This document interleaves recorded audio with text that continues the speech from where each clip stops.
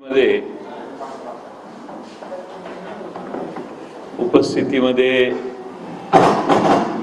पक्ष कार्यालयात आजच नुकतीच बैठक झाली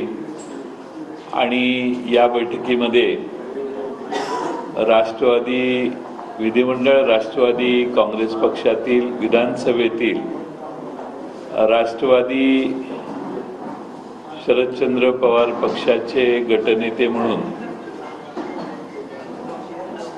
श्री जितेंद्र आव्हाड यांना गटनेते म्हणून निवडण्यात आलं। त्याचबरोबर राष्ट्रवादी विधानसभेतील राष्ट्रवादी शरदचंद्र पवार पक्षाचे